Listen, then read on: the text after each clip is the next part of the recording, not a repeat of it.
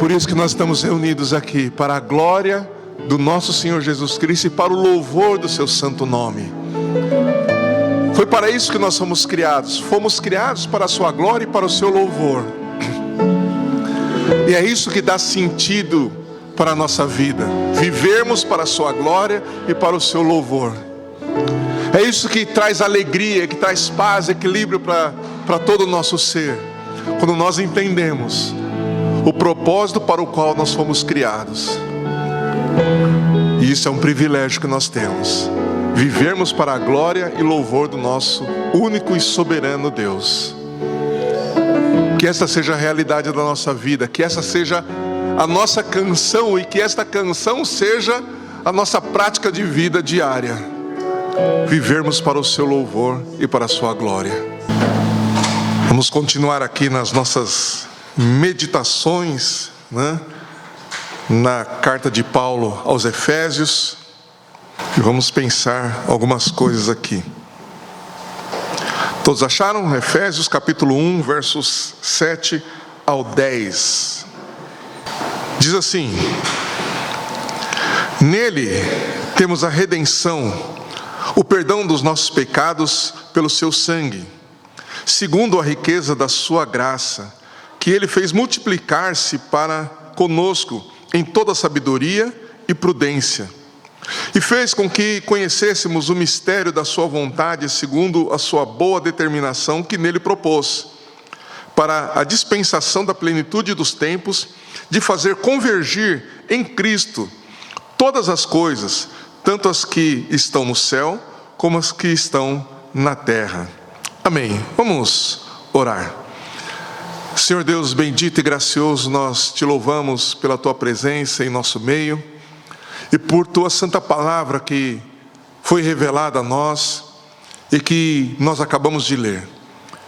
Pedimos ao teu Santo Espírito que nos ajude, iluminando o nosso entendimento, trazendo o nosso coração a uma submissão à tua palavra, e que a nossa vida possa de fato refletir aquilo que o Senhor deseja, espera e ordena de nós por meio das Escrituras. É isso que nós te pedimos, que fale conosco e molde o nosso coração segundo a tua vontade, que é boa, agradável e perfeita. Em nome de Jesus que nós oramos e agradecemos. Amém. Muito bem. Acho que todo mundo aqui sabe, né, que eu já fui atleta, né? Já fui atleta profissional, né? E eu fazia atletismo. A minha modalidade era salto triplo e salto em distância. E depois de algum tempo, né, treinando, né, e competindo, eu comecei a fazer alguns bons resultados, né? E quando eu comecei a fazer alguns bons resultados,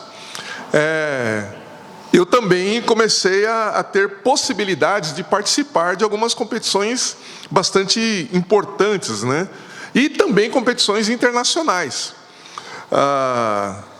E nessas competições internacionais, evidentemente, que eu estava defendendo o país, né? Estava defendendo o Brasil.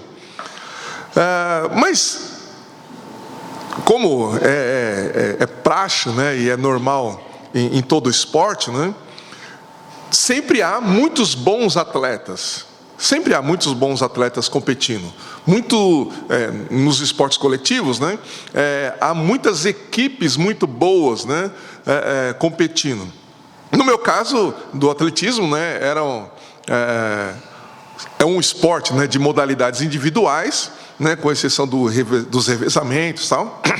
Mas sempre teve muitos bons atletas também. E quando eu comecei a fazer bons resultados, também houve, como eu disse, houve oportunidades de participar de competições internacionais, né? E esses bons atletas, junto comigo, né, que haviam outros bons competidores, também tinham a possibilidade de ser convocados para compor a seleção brasileira que iria defender o Brasil num campeonato sul-americano, num campeonato mundial, né? O ápice do esporte é você, principalmente dos esportes individuais, é participar de uma Olimpíada, né? E Não foi o meu caso, né? Não cheguei até as Olimpíadas, mas eu participei de muitas competições internacionais. Mas a primeira vez que eu estava em condições técnicas, né, de defender o Brasil em uma competição internacional, foi algo assim muito tenso, né? Porque eu estava numa competição que era a principal competição do país, que era o Troféu Brasil, e dessa competição que iriam ser selecionados, então, os atletas que iriam defender o Brasil no Campeonato Sul-Americano, né? Também seria a minha primeira viagem internacional, tudo, né? Se tudo desse certo. Então, toda a competição foi bastante tensa, assim, né? E aí eu competi, né, no Troféu Brasil. Naquela ocasião, eu fiz uma excelente marca, mas, como eu disse, tinha outros atletas também que tinham boas marcas. Nessa competição em específica, eu fiquei em segundo lugar. E aí, por conta de todos os atletas, né, todos os outros atletas, não só o primeiro e o segundo, mas outros atletas que tinham boas marcas, e na minha época não era só a marca numa competição específica, mas era os resultados da temporada também eram considerados, né? E aí eu não sabia se eu seria convocado ou não para compor a seleção brasileira que iria defender o Brasil no Campeonato Sul-Americano, né? E aí acabou a competição, tudo, daí na semana subsequente é que vinha realmente a convocação, né? E aí você fica naquela expectativa: será que eu fui escolhido? Será que meu nome está na lista? Não está, né? E fica aquela apreensão. E aí, quando saiu a lista, né, dos convocados, meu nome estava lá, né? Meu nome estava lá na lista. E aí foi aquela mistura, né, de euforia com alegria, com medo, né? Porque eu era relativamente novo, né? Tinha lá meus 18 anos, 18, 19 anos, né? E nunca tinha saído do país, né? E aí agora eu ia para fora do país e não tinha passaporte, não tinha nada, né? E aí veio aquela euforia, aquela coisa assim, né? Que você não consegue, na verdade, explicar, né? Mas é uma alegria sem propósitos, assim, né? E aí você, como eu disse, você fica com medo, aí você pensa na responsabilidade. Puxa, peraí, eu vou defender o país, eu não vou numa competição escolar, eu vou defender o país, né? Então é uma responsabilidade muito grande, né? E aí, imagina todas essas emoções, tudo junto ao mesmo tempo, e aí você quer contar para todo mundo, né? E eu, evidente, né, contei para minha família, né, que eu ia viajar, que eu fui convocado, e aí contei para os amigos, e aí tinha que ir atrás de passaporte. Naquela época, para você tirar passaporte, você tinha que, aqui em São Paulo, você tinha que ir lá na Polícia Federal, que na época era ali perto da Tiradentes, né? E aí você ficava lá o dia inteiro, né? E aí foi uma coisa assim, bem... Aí minha mãe foi junto, claro, né? Porque você não sabia o que fazer, você não sabia que documento tem que levar. Quer dizer, passava uma lista lá, mas aí você vai atrás de documento, você vai atrás de um monte de coisa, e aí você fica o dia inteiro lá, e aí é outra tensão, né? Porque tem um prazo, né, para você tirar o passaporte. Tinha um prazo para você tirar o passaporte, você podia ser negado, né, o passaporte, enfim. O que eu quero dizer com tudo isso é que, quando a convocação saiu, né, eu saí também falando para todo mundo, né? Eu só não liguei de celular porque na época não tinha celular, né? Então pegava, era o orelhão, né? E ligando para tio, ligando para primo, né? E até interessante, né? Porque alguns também, os outros atletas, né, meus amigos, que também foram convocados, né, também queria ligar. E aí vai ligar no orelhão. Para quem não sabe, né, os mais jovens, né, o orelhão era um aparelho de telefone que tinha nas ruas, tá? E para você ligar, você precisava de uma ficha, né? E tinha uns que não tinham ficha para ligar, né? Aí imagina, quer contar para todo mundo, mas não tem a ficha para ligar no orelhão, tal, aquela coisa toda, né? E aí você tinha que providenciar mala, porque não tinha mala de viagem, tinha só só bolsa que ia para as competições, mas não tinha mala de viagem, aquela coisa do passaporte, que roupa que eu vou levar, e agora tem que levar comida, não tem que levar comida, aquela coisa de, sabe, você pensa que é que nem viagem de ônibus, né, que você compra, faz uma mala só de comida e sai levando, né? Puxa, eu vou pegar avião, né, eu vou viajar de avião, né?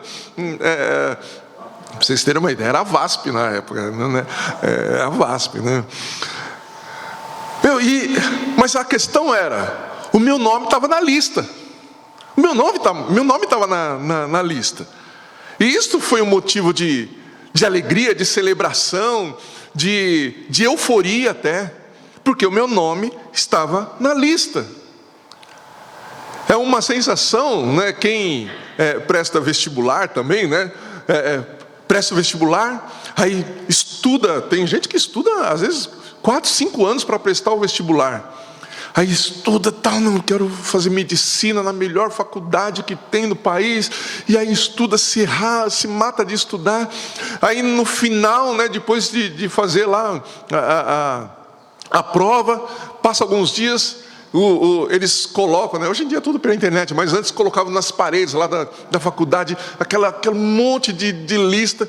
Aí você vai lá, um mundo de gente vai lá para ver se o nome está na lista. E aí tem lá, letra A, 5 paredes em 4 salas, né?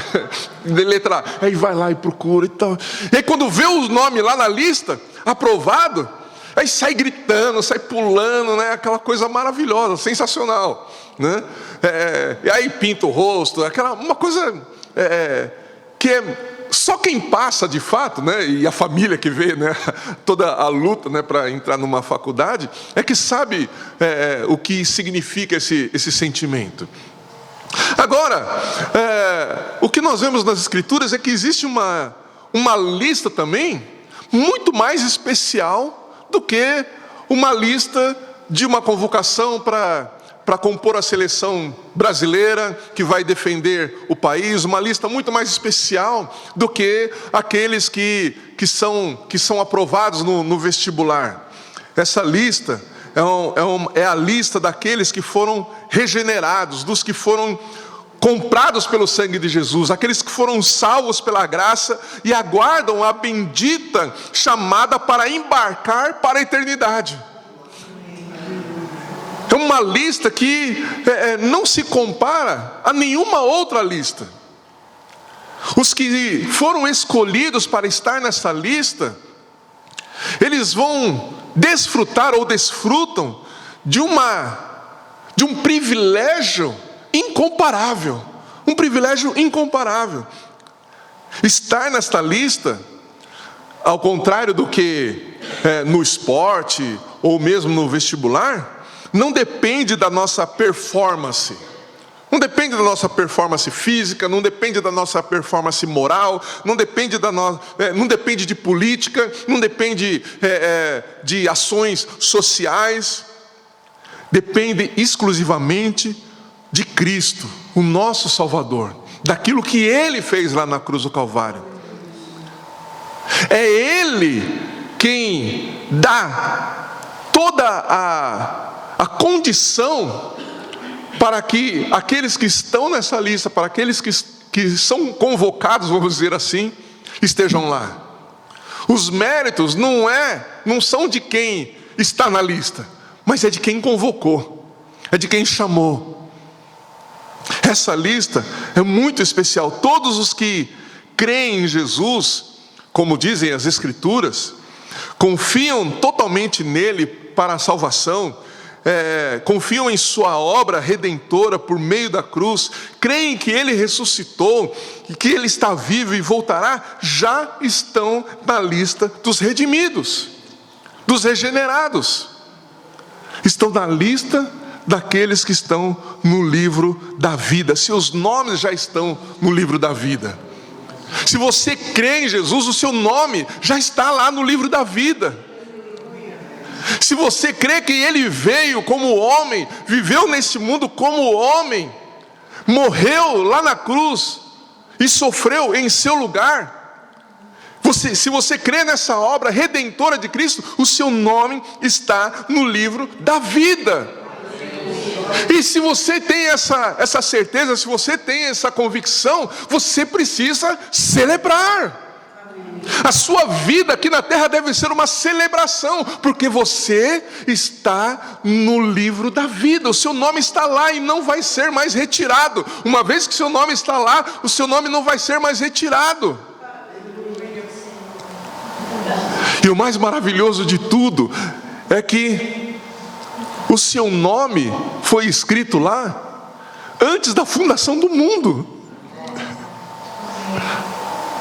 Antes de você saber que o seu nome estava lá, o seu nome já estava lá. Aqueles que, trazendo de volta aqui para a nossa condição mais natural, aqueles que vão postar a lista dos convocados ou dos que passaram no vestibular, mesmo que eles não prestem atenção, eles sabem que o nome está lá. A pessoa que passou no vestibular ou que foi convocada ainda não sabe, só depois da publicação. Mas quem publicou já sabe. Deus já sabe o nome de todos aqueles que Ele salvou. Os que foram salvos, nem todos ainda sabem. Mas aquele que salvou já sabe. E mais uma vez eu digo, isso deve ser motivo de celebração. Os que estão nessa lista já podem desfrutar, ainda que parcialmente, já podem desfrutar das bênçãos e dos benefícios que só os filhos de Deus podem desfrutar. Como nós vimos na semana passada, na ministração dos versos anteriores aqui, com o pastor Samuel. Se o seu nome já está na lista, e você sabe que você já pode nesta vida desfrutar de todas as bênçãos espirituais nas regiões celestiais, então você precisa celebrar, você precisa se alegrar. O que Paulo faz nessa sessão que nós acabamos de ler aqui, dos versos 7 ao 10, é justamente nos falar dos benefícios, das bênçãos, das alegrias que nós temos em Jesus Cristo por causa de Jesus Cristo.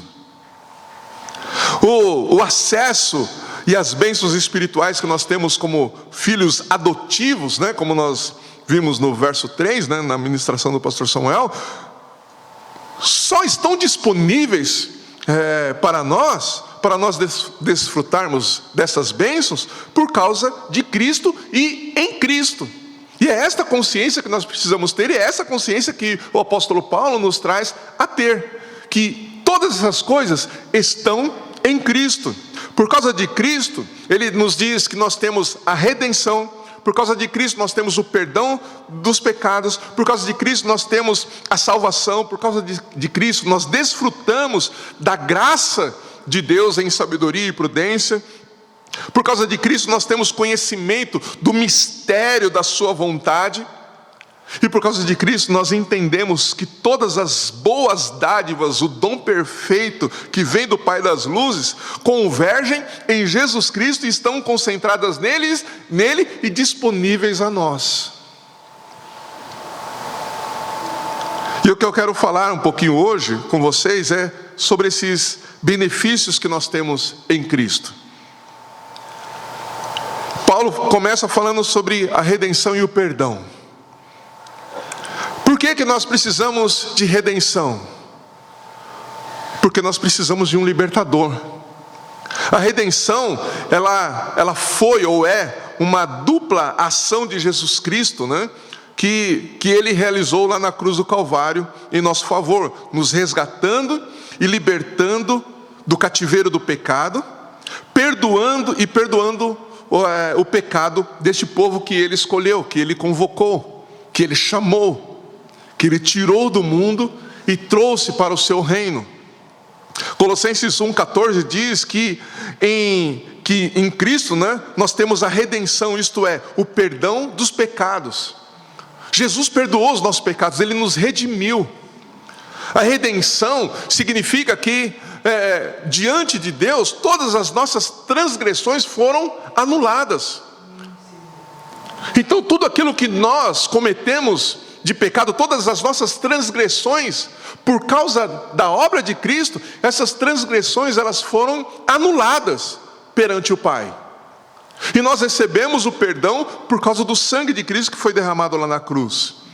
Paulo também vai falar lá em 1 Coríntios capítulo 1, verso 30, ele diz o seguinte: mas vós sois dele, em Cristo Jesus, o qual da parte de Deus se tornou para nós sabedoria, justiça, santificação e redenção. Então, o que nós precisamos ter em nosso coração, e mais uma vez eu digo que deve ser motivo da nossa celebração, deve ser motivo da nossa alegria, deve ser motivo da nossa exultação, é o fato de que nós fomos alcançados de uma forma tão maravilhosa por Cristo, que Ele anulou tudo aquilo que nos colocava em inimizade com Deus. Nele próprio, Jesus tirou todas as nossas transgressões. Nele mesmo, Jesus anulou toda a sentença que havia contra nós. E por que nós precisamos de um libertador? Porque o pecado, né, que contaminou mortalmente a nossa natureza, nos tornou prisioneiros do pecado e nos tornou prisioneiros de Satanás. Por isso nós precisamos de um libertador. Porque a nossa natureza humana, pecaminosa, herdada de Adão, está, né, a natureza humana, eu vou falar como num todo, né, está aprisionada pelo pecado e por Satanás. Mas Cristo, nosso libertador, se entregou como resgate, como pagamento para nos libertar, sendo Ele mesmo o nosso libertador. Então Ele não só mandou nos libertar, Ele veio nos libertar. Ele veio nos libertar, por isso Ele é o nosso libertador. Não é só quem manda libertar, mas Ele veio nos libertar. Nele, em Cristo Jesus, todos os nossos pecados foram perdoados, foram anulados. Então todas as vezes que nós ouvimos ou nós nos lembramos destas boas notícias de que em Cristo os nossos pecados foram perdoados e anulados, nós devemos, mais uma vez eu digo, nos alegrar e celebrar. A nossa vida, mais uma vez eu digo, deve ser uma celebração. Todas as vezes que você se lembrar que você é uma pessoa pecadora, mas que Cristo, Ele veio e te redimiu, Ele perdoou seus pecados e anulou os efeitos do pecado sobre a sua vida e te reconciliou com o Deus Pai, você deve celebrar, você deve se alegrar, porque isso é um privilégio. Isso é um privilégio. Isso significa que o pecado não tem mais poder sobre você. O pecado já não mais te escraviza. Você já não depende do pecado para viver, vamos dizer assim. Você está livre, completamente livre. O diabo não tem mais poder sobre a sua vida. Satanás não tem mais domínio sobre você. Ele não é mais senhor sobre a sua vida. Porque Cristo te libertou. Cristo te libertou. Agora nós pertencemos a Cristo. E quando o amor de Cristo inunda os nossos corações, o pecado perde completamente a fascinação. Quando o amor de Cristo inunda os nossos corações, né, isso eu li, né, Brian Chappell que fala isso, que o pecado, quando o amor de Cristo inunda os nossos corações, o pecado perde a sua fascinação e consequentemente perde o seu poder sobre nós. Quando o amor de Cristo inunda o nosso coração, nós já não mais nos fascinamos pelo pecado, e o pecado não tem mais poder sobre as nossas vidas. Nós somos verdadeiramente livres. Verdadeiramente livres. Mas há também uma exortação nesta realidade. Se antes nós éramos escravos do pecado e éramos escravos de Satanás, ainda que nós não pudéssemos dizer que não era culpa nossa, né? Ainda que a gente não pudesse dizer que a responsabilidade por pecarmos não era nossa porque a gente era escravo, agora em Cristo nós fomos completamente libertos. Ok? Fomos completamente libertos. O pecado não mais nos escraviza. Não somos mais servos de Satanás. Nós somos completamente livres.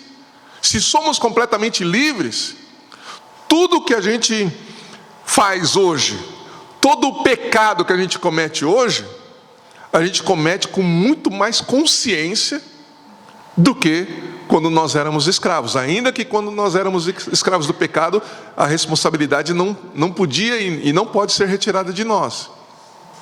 Mas agora nós temos consciência de duas coisas: que antes nós éramos escravos e agora nós somos livres. Então quando nós pecamos já dentro da liberdade que Cristo nos deu. E isso é muito mais grave.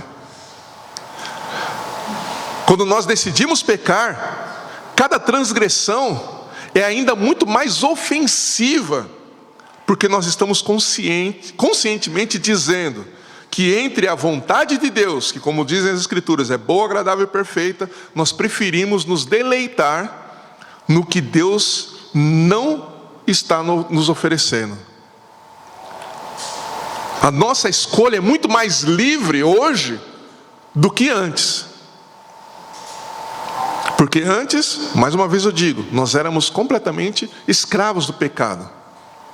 Ainda que tudo que nós cometemos tenha sido também por nossa escolha, mas nós não tínhamos como nos libertar do pecado. Agora nós somos livres. E cada vez que a gente peca, cada vez que a gente decide pelo pecado, a nossa transgressão, ela é muito mais ofensiva a Deus. Nos versos 8 e 9 aqui de Efésios 1, Paulo ele diz o seguinte, que Deus fez multiplicar-se para conosco em toda sabedoria, prudência, e fez com que conhecêssemos o mistério da sua vontade segundo a sua boa determinação que nele propôs. A interpretação de muitos, de muitos não, né, de alguns teólogos, né, sobre esse texto, né, não chega a ser muito controversa, mas há uma discussão bastante acirrada, né, acerca do que Paulo de fato está dizendo sobre a riqueza da graça, da redenção e do perdão que são multiplicadas sobre nós, né? Então, alguns dizem que esta sabedoria e prudência são a sabedoria de Deus, a sabedoria e prudência de Deus, que mesmo sabendo e conhecendo os nossos pecados, decidiu nos salvar. Outros dizem que esta sabedoria e prudência diz respeito aos dons do Espírito Santo manifestado em nós, né, que desvenda em nossos corações o mistério da redenção e do perdão. Eu creio que ambas as interpretações se complementam, né? E eu não quero entrar muito no mérito dessas interpretações, mas eu quero pensar de uma forma um pouco mais prática, né? Numa aplicação um pouco mais direta acerca desses versos, né? Quando nós entendemos que a vontade soberana de Deus, ela está manifesta, então isso para nós deve trazer uma praticidade muito maior. Em que sentido? De que precisamos entender que a soberana e eterna vontade de Deus foi para escolher dentre toda a humanidade um povo, ok? Então, dentre toda a humanidade, Deus escolheu um povo, e isso está dentro da sua soberana e eterna vontade. E o Espírito Santo nos dá consciência de que aqueles que foram escolhidos dentre toda a humanidade pecadora. Nós precisamos entender que a vontade soberana de Deus era para perdoar os pecados desse povo que Ele escolheu. Então, de toda a humanidade, Deus escolhe um povo. Desse povo escolhido, Ele perdoa os pecados por meio de Cristo. Ele salva esse povo e traz esse povo para a reconciliação com Ele, para que esse povo agora possa viver diante dEle e para Ele e para o seu louvor, como nós vamos ver mais à frente, quando chegarmos no verso 12, por exemplo. que não vai ser hoje. Então, em toda a história da humanidade, esse plano de salvação está ecoando. Em toda a história da humanidade, esse plano está ecoando, o plano de salvação e redenção. Mas ele ainda não estava efetivamente executado.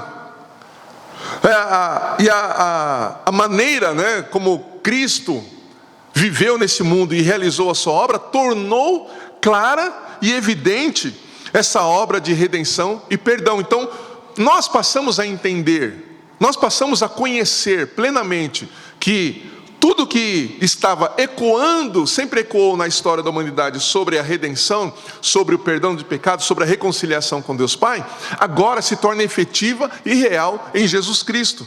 Quando Jesus veio, Ele cumpriu, e cumpriu com sua obra redentora, esse mistério da salvação foi revelado. Como Deus iria salvar a humanidade foi revelado quando Jesus veio e cumpriu com toda a vontade de Deus. Para você, só como efeito, para efeito de informação, para o judeu, na literatura do judeu, um mistério se refere a um plano secreto de Deus que será revelado no final dos tempos. Então, em toda a literatura do judeu, quando ele fala em mistério, ou quando trata de mistério, está falando do plano secreto de Deus que vai ser revelado no final dos tempos. Mas o que Paulo está afirmando aqui em Efésios é que o advento de Cristo, ou seja, o fato de Cristo ter vindo, já inaugurou os últimos tempos.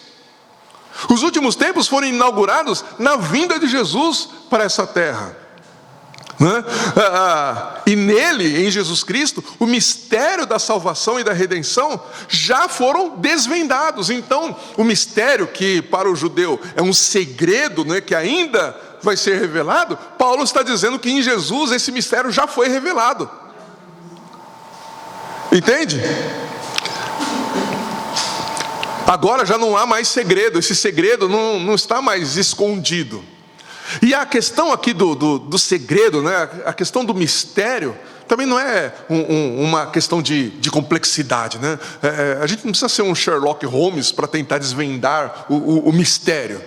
O mistério diz mais respeito ao tempo em que as coisas iriam se cumprir, tempo esse determinado por Deus, que todas as coisas seriam mostradas com clareza. E Paulo está dizendo que esse tempo chegou no advento de Cristo, quando Jesus Cristo veio para este mundo. Então, essa revelação foi claramente aberta. Os olhos daqueles que creem foram abertos para esta realidade, para esta verdade. Então, o entendimento da riqueza da graça de Deus é que deve governar agora a nossa vida. Entendermos que agora, porque Cristo veio, nós fazemos parte de um povo escolhido, que foi perdoado, foi redimido, foi reconciliado com Deus.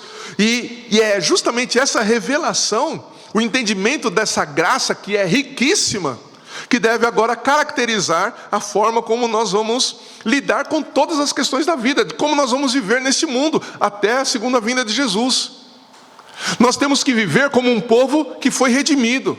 Nós temos que viver como um povo que foi selecionado para viver uma vida santa. Um povo que foi selecionado para receber uma cidadania celestial. E que recebeu uma cidadania celestial. Nós estamos nesse mundo, mas a nossa pátria não é aqui. Por quê? Porque nós fomos comprados, nós fomos redimidos, nós estamos na lista do livro da vida. O nosso nome está no livro da vida. Nós não pertencemos mais a este mundo, mas estamos neste mundo. E temos uma responsabilidade neste mundo. Uma responsabilidade dada por Deus. E por meio da fé em Jesus Cristo. E é por causa dessa responsabilidade que nós não podemos viver de qualquer maneira nesse mundo. É por causa dessa obra redentora de Cristo que nós não podemos viver de qualquer forma nesse mundo. A nossa vida deve caracterizar ou deve ser caracterizada pela nossa nova cidadania, que é a dos céus. Por isso nós devemos saber que a riqueza da graça de Deus está sobre nós, para que nós possamos enfrentar os problemas do nosso coração com base nessa graça, com base na graça de Deus. Devemos saber que a riqueza da graça de Deus está sobre nós, para nós vencermos o pecado e a tentação do pecado. Devemos saber que a riqueza da graça de Deus está sobre nós para lidarmos com as questões, por exemplo, questões familiares, questões de trabalho, questões de relacionamentos interpessoais. Todas essas questões, elas devem ser tratadas não mais com base na nossa capacidade intelectual ou na nossa moral humana, mas com base na graça de Deus que está sobre nós. Devemos saber que a riqueza da graça de Deus está sobre nós para nós lidarmos com as questões da saúde, com as questões, como eu disse, dos relacionamentos em geral. E é nesse ponto também que Paulo afirma no verso 10, que Deus decidiu que todas as coisas iriam convergir, ou estão convergindo em Cristo Jesus. Ele diz, para a dispensação da plenitude dos tempos, de fazer convergir em Cristo todas as coisas, tanto as que estão no céu, como as que estão na terra. O que isso significa? Significa que tudo sempre dependeu de Cristo, mas agora está revelado de uma forma explícita, que tudo de fato depende de Cristo. E como nós já meditamos algumas semanas atrás, na reunião de oração, Jesus está no absoluto controle de tudo. E nós temos que ter essa consciência que Jesus está no absoluto controle de tudo. E é isso que Paulo está falando, tudo está convergindo, ou tudo converge em Jesus. Deus fez com que todas as coisas convergissem em Jesus, se concentrassem em Jesus. Então tudo depende dele. Toda a existência sempre existiu dependente de Cristo. Mas agora isso está revelado a nós. Agora isso está revelado a nós.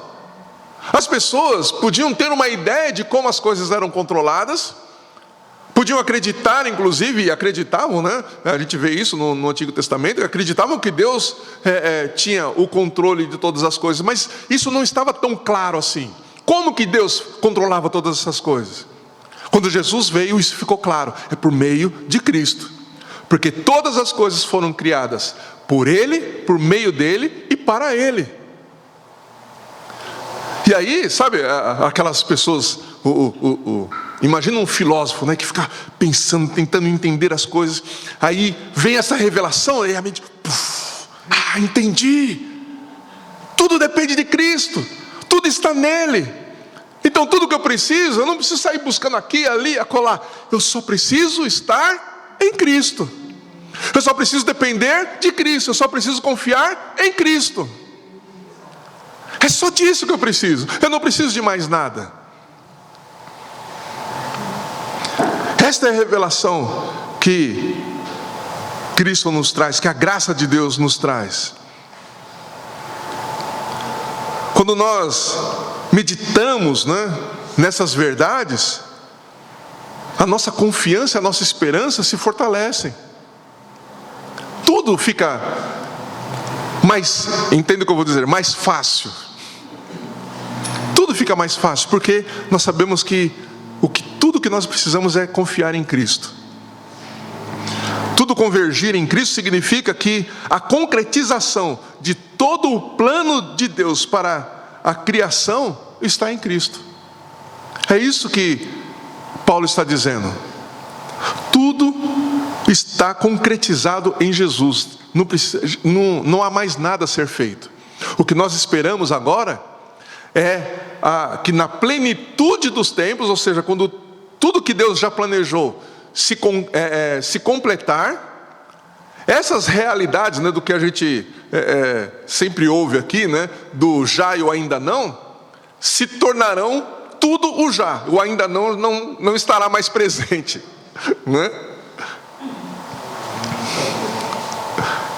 Então na reunião de todas as coisas, como Paulo nos explica, nos fala, né, pelo fato de convergir todas as coisas em Cristo, na reunião de todas as coisas nos céus e na terra, né, e debaixo do senhorio de Jesus Cristo, isso significa e nos mostra que todas essas questões de autoridade sobre a terra, a gente vai ver isso um pouco mais à frente, tá? Eu só estou...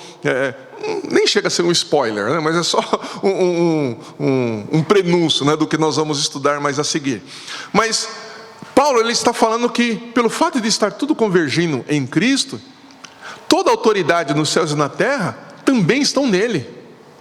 Tudo está debaixo do comando, ordem ou permissão de Cristo.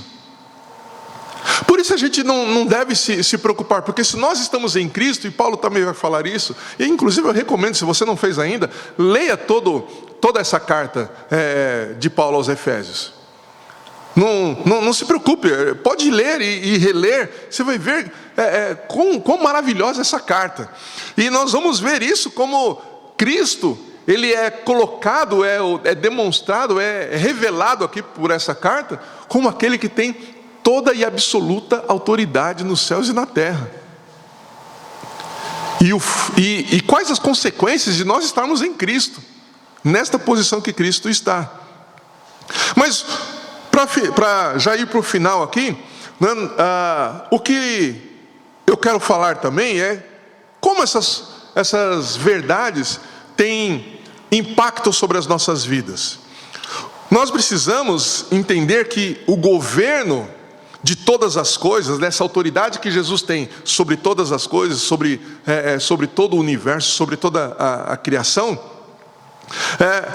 como esse governo de todas as coisas que está em Cristo, como estas coisas também dizem respeito a nós, para nós vencermos todo tipo de tentação, para nós vencermos toda a inclinação para o pecado. A autoridade de Cristo significa que Ele tem poder para governar. Nós fomos libertos do governo de Satanás e do pecado que nos escravizava, mas agora nós estamos debaixo de outro governo, que é o governo de Cristo. Nós que fomos escolhidos, também estamos debaixo de uma autoridade que é muito maior do que a autoridade que impera pelo príncipe, né? Como dizem as escrituras, né? Que o mundo jaz do maligno. O príncipe desse mundo, ele submete ou ele subjuga esse mundo a todas as suas malignidades. Mas nós não estamos mais debaixo desse domínio. Nós estamos debaixo do governo de Cristo. Não estamos à deriva nesse mundo. Nós não estamos largados neste mundo, né? E não é mais o mundo com seus padrões anticristo que nos governa. É o próprio Cristo que nos governa, e isto é um privilégio. É um privilégio reservado para aqueles que foram escolhidos. É um privilégio reservado para aqueles cujos nomes estão no livro da vida. Ser governado por Cristo é um privilégio. O benefício de nós sermos governados por Cristo é que as nossas vidas não estão mais sem rumo. Agora nós temos um rumo certo. Provérbios diz que para o justo, o rumo da vida é para o alto. Então a nossa vida agora não está mais direcionada para as coisas desse mundo, para as coisas superficiais desse mundo, e muito menos para baixo, para o inferno. A nossa vida agora está direcionada para os céus. Para os céus. Isto é ser governado por Cristo. Isso é desfrutar do benefício de ser governado por Cristo. Quando Cristo governa a vida de alguém, isso significa que nós estamos sendo direcionados para a eternidade. A nossa vida está sendo direcionada para a eternidade. O benefício de sermos governados por Cristo é que nós temos um bom pastor. E Jesus, como nosso bom pastor, nos conduz aos pastos verdejantes, onde nós temos refrigério para as nossas almas. O privilégio de nós ou o benefício de nós sermos governados por Cristo, é que Jesus, como nosso bom pastor, Ele nos guarda e nos protege até a sua vinda. Nós vamos enfrentar inúmeras dificuldades, nós vamos enfrentar inúmeras perseguições, nós vamos enfrentar uma infinidade de acusações e de coisas que talvez, humanamente falando, a gente vai falar assim, não aguento mais. Mas Cristo, Ele nos preserva, Ele nos protege, Ele nos guarda. Ele guarda o nosso coração e a nossa mente. Por quê? Porque Ele governa. O fato de Jesus governar na nossa vida significa que Ele se responsabiliza por nós. Ele se responsabiliza por qualquer coisa que diz respeito à nossa vida. Isso mostra para nós, e nós precisamos entender isso, que esse fato de Cristo se responsabilizar por nós, em nos proteger e nos guardar, é que nos faz perseverar até a sua vinda. Provérbios 29, verso 2 diz que quando o justo governa, o povo se alegra. Quem governa sobre a nossa vida? É Jesus. Jesus é quem governa a nossa vida. Então, ok, beleza, vamos celebrar porque o nosso nome está no livro da vida. Maravilha, mas também devemos celebrar e nos alegrar porque Ele governa as nossas vidas. E quando um justo governa, e Ele é o justo, quando Ele governa as nossas vidas, o nosso coração tem que se alegrar, como nós vimos lá em Neemias.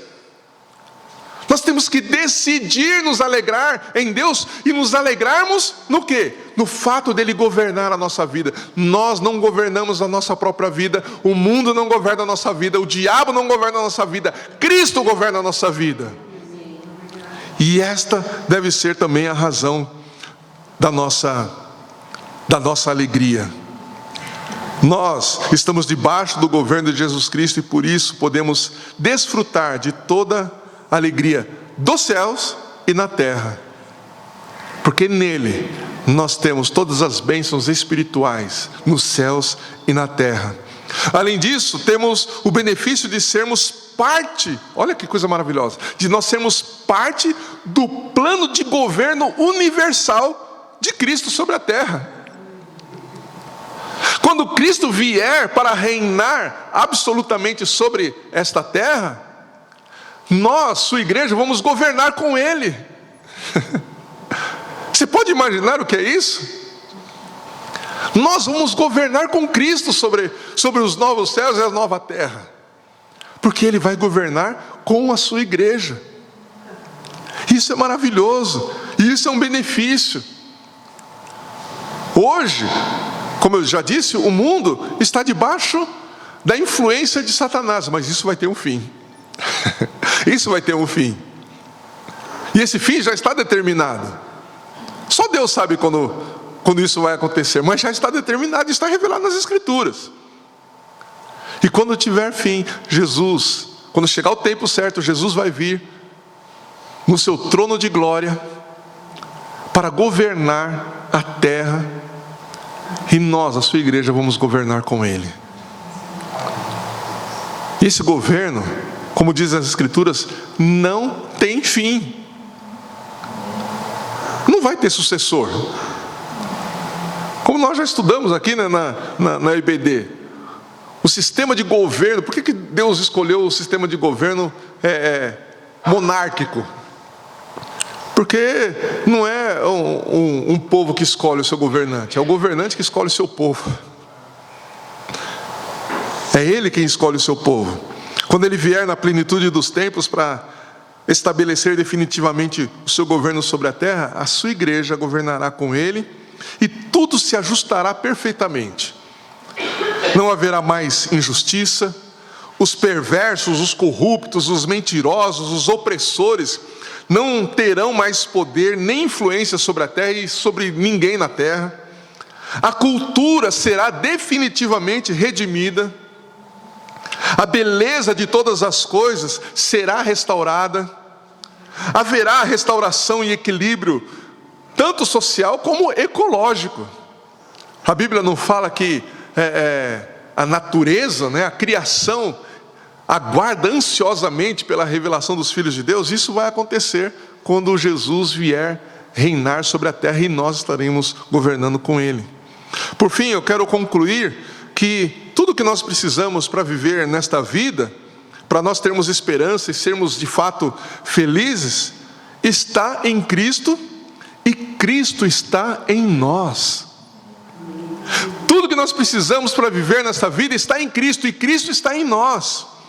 Portanto, como diz Gálatas, no capítulo 2, verso 20: portanto, não sou mais eu quem vive, mas Cristo é quem vive em mim. 2 Coríntios 5,15, Paulo diz: e Ele morreu por todos para que os que vivem não vivam mais para si mesmos, mas para aquele que por eles morreu e ressuscitou. Gálatas capítulo 5, versos 24 e 25, Paulo diz assim: os que são de Cristo Jesus crucificaram a carne juntamente com suas paixões e desejos. Se vivemos pelo Espírito, andemos também sob a direção do Espírito. É um privilégio ser governado por Cristo, e por isso nós devemos viver sob o benefício de sermos governados por Ele. É isso que deve caracterizar todas as esferas da nossa vida, né, como a gente vai ver mais para frente nos versos posteriores aqui.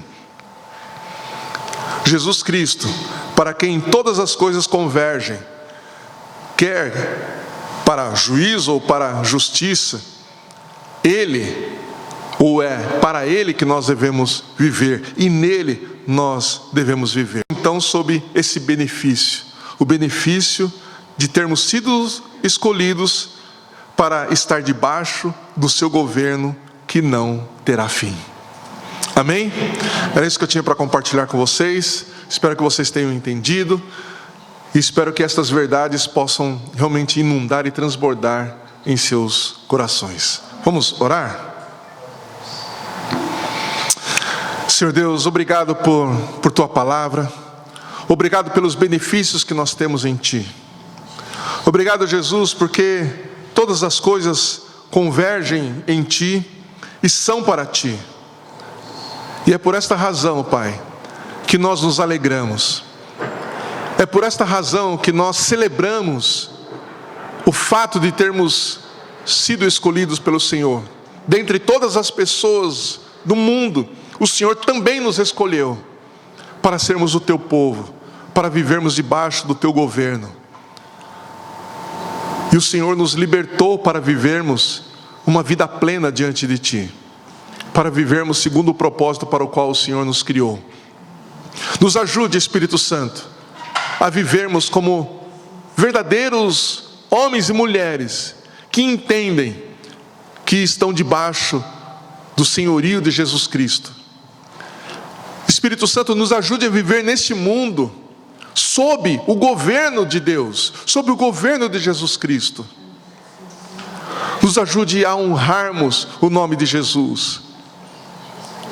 E também nos ajude a desfrutarmos dos benefícios da redenção, do perdão e do seu governo sobre as nossas vidas. Em nome do Senhor Jesus Cristo, Pai, é que nós oramos, Te louvamos e celebramos o Teu santo nome.